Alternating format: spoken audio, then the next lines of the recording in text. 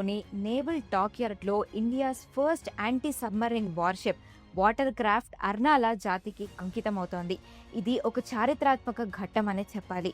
తీర ప్రాంతాల్లో శత్రు దేశాల సబ్మరైన్స్ ని ఎదుర్కోవడంలో ఎంతో సమర్థవంతంగా ఈ షిప్ పనిచేస్తుంది. ఈ వార్షిప్ 80% కంటే ఎక్కువ మన ఇండియన్ టెక్నాలజీతోనే తయారు చేశారు. మహారాష్ట్రలోని హిస్టారికల్ అర్నాలా కోట పేరే ఈ షిప్ కి కూడా పెట్టారు. దీని క్రస్ట్లో స్టైలైజ్డ్ ఆగర్ షెల్ ఉంటుంది. వచ్చే సవాళ్లను జాగ్రత్తగా ఎదుర్కోవాలని ఈ క్రస్ట్ సూచిస్తుంది.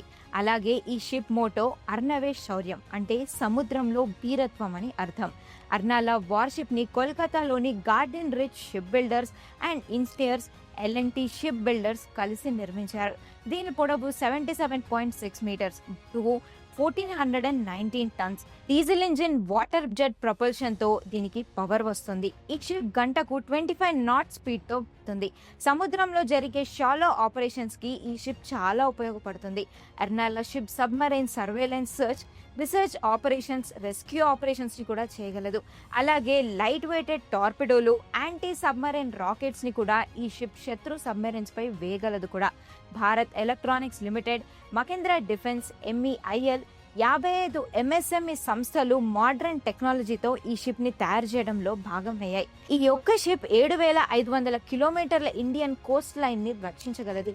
పాక్, చైనా వంటి దేశాల నుండి తీర ప్రాంతాలను ఎదుర్కోవడానికి INS అర్నాలా కీలక పాత్ర పోషిస్తుంది. Command system naval aircraft తో కలిసి దాడులు కూడా చేయగలదు. 16 ASW SW వార్ షిప్స్ లో అర్నాలా మొదటిది. 2028 కంతా మిగతా షిప్స్ కూడా ఇండియన్ నేవీలో భాగమయ్యే ఛాన్స్ ఉంది. వీటిని GRSC, Cochin ship yard limited కలిసి నిర్మిస్తున్నాయి. ఈ ప్రాజెక్ట్ విలువ అక్షరాల 13,000 కోట్లు. ఈ వార్ షిప్స్ ఇండియన్ నేవీకి మరింత బలం చేకూరుస్తున్నాయి.